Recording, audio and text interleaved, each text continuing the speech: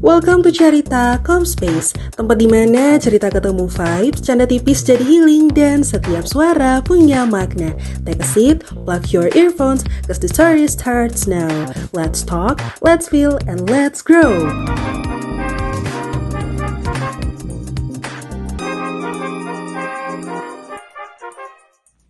Halo, apa kabar kamu hari ini? Dimanapun kamu berada sekarang, terima kasih sudah meluangkan waktu untuk mendengarkan pesan kecil ini.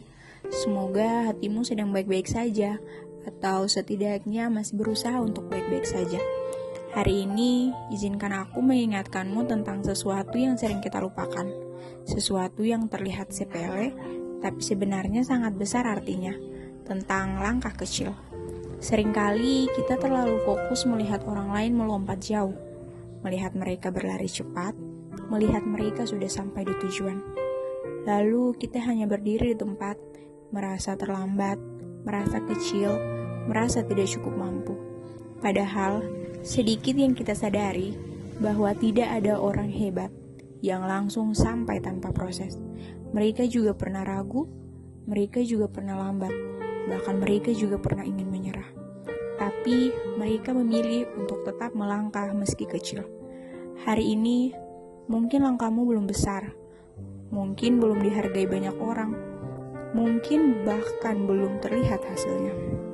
Tapi dengarkan baik-baik, langkah kecilmu hari ini lebih mulia daripada mimpi besar yang hanya kamu simpan dalam kepala. Satu halaman buku yang kamu baca, satu tugas yang kamu kerjakan walau malas, satu kali kamu memilih bangkit saat ingin menyerah. Itu semua adalah bukti bahwa kamu sedang bertumbuh, pelan tapi pasti. Tahukah kamu, air yang menetes sedikit demi sedikit tidak pernah menghantam batu dengan kuat, tapi karena ia konsisten, ia bisa melubangi batu yang paling keras. Begitu juga dengan hidup. Bukan seberapa cepat kamu melaju, tapi seberapa setia kamu bertahan. Jangan tunggu merasa hebat untuk memulai. Mulailah dengan apa yang kamu punya sekarang, dengan tenaga yang tersisa, dengan keberanian yang kecil, dengan doa yang sederhana. Karena kesempurnaan bukan alasan untuk menunda. Kesempurnaan adalah hasil dari proses. Dan ketika suatu hari nanti kamu merasa lelah, merasa sendirian, merasa semua ini tak ada gunanya, ingat kata-kata ini. Tidak ada langkah kecil yang sia-sia jika kamu melangkah dengan hati. Tidak ada usaha kecil yang gagal jika kamu melakukannya dengan jujur. Teruslah berjalan walau pelan, walau belum sempurna, walau belum ada yang melihat. Karena percayalah, suatu hari nanti saat kamu menoleh ke belakang, kamu akan tersenyum dan kamu akan berkata kepada dirimu sendiri, aku bisa sampai sejauh ini bukan karena langkah besar, tapi karena aku tidak pernah berhenti melangkah kecil. Terima kasih sudah mendengarkan. Teruslah bertumbuh, teruslah melangkah, karena langkah kecilmu hari ini adalah dampak besar di masa depan. Mereka bilang hidup itu seperti lotre. Ada yang lahir dengan tiket emas dan ada juga yang seperti aku, lahir hanya dengan sepasang tangan yang tahu cara bekerja dan sepasang kaki yang tahu cara berlari. Sejak kecil, aku sudah terbiasa mandiri, menangani masalahku sendiri, dan tentu saja bekerja keras. Saat anak-anak lain sibuk dengan boneka atau bola, aku sibuk berjualan, menghitung kembalian, dan memastikan setiap rupiah itu pas. Aku anak ketiga dari 3 bersaudara.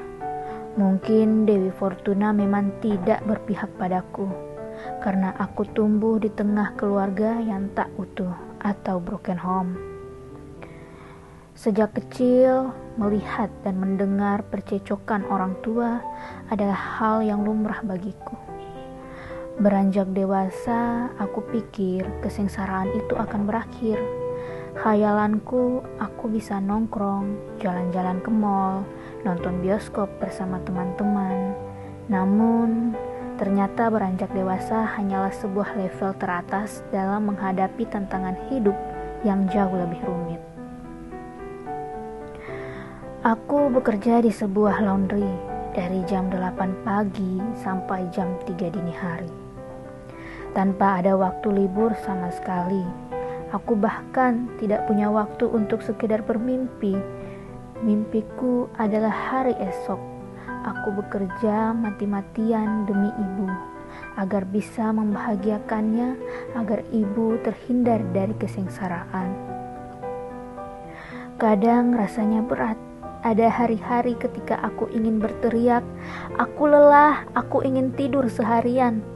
Namun, bertahun-tahun aku bekerja, bertahan dalam sakitku sendiri, bertahan dalam ketidakadilan hidup ini. Semua seketika terasa hampa. Hampa ketika ibu dan saudara-saudaraku hanya memerlukan gaji dan uangku, tanpa mau tahu keadaanku, sakitku, dan lelahku setiap harinya. Ketika aku kadang terlihat bercecokan dengan ibu, kata-kata, "Aku tidak suka kamu, aku lebih suka kakakmu," seringkali menjadi hal yang lumrah untukku dengar. Aku tidak dendam, tetapi aku sedikit kecewa saat teman-temanku mengunggah foto liburan di pantai atau di mall. Aku hanya bisa tersenyum masam. Aku tidak iri, aku hanya berharap mereka tahu kebebasan yang mereka miliki itu adalah kemewahan yang dulu juga seharusnya jadi milikku. Setiap akhir bulan, aku harus melakukan operasi hitung-hitungan yang rumit, mengurangi gajiku sendiri untuk biaya cicilan, kebutuhan dapur yang tak pernah habis, listrik, dan lain-lain. Sebagian mereka bilang, aku perempuan kuat, tapi aku tidak merasa kuat. Aku hanya bertahan. Aku harus bertahan demi kisah yang harus kuceritakan pada anak-anakku kelak, bahwa tidak ada jalan pintas menuju kehidupan yang bermanfaat, bahwa setiap tetes keringat itu adalah doa yang paling jujur. Aku juga tidak tahu sampai kapan aku harus jadi tulang punggung ini. Mungkin sampai bahuku patah, atau mungkin sampai kakak-kakakku benar-benar menemukan jati diri mereka sendiri. Kadang-kadang aku bertanya pada diriku sendiri, apa gunanya sebuah pelita ketika terang sudah memenuhi ruangan? Apa gunanya nyala kecil itu yang bahkan tak mampu menandingi kilat lampu atau matahari siang hari? Namun lama-lama aku mengerti bahwa pelita bukan hadir untuk bersaing dengan terang, melainkan untuk mengingat dari mana terang berasal. Ketika cahaya begitu berlimpah, kita sering lupa pada gelap yang pernah menelan langkah kita. Kita lupa pada malam yang pernah membuat kita berjalan meraba-raba, menggigil dalam takut, berdoa agar secuil cahaya saja cukup untuk sampai ke pintu berikutnya. Dan di sanalah pelita itu berdiri, kecil, sederhana, tapi penuh kesetiaan yang tidak ditawarkan oleh terang yang hingar. Ia mengajarkan bahwa cahaya bukan soal berapa megah ia bersinar, melainkan berapa teguh ia tetap menyala ketika dunia memilih padam. Pelita tidak ingin disanjung, ia hanya ingin menjadi saksi bahwa manusia selalu butuh pengingat. Setenang apapun hidup ini, jangan pernah lupakan cahaya kecil yang pernah menemanimu keluar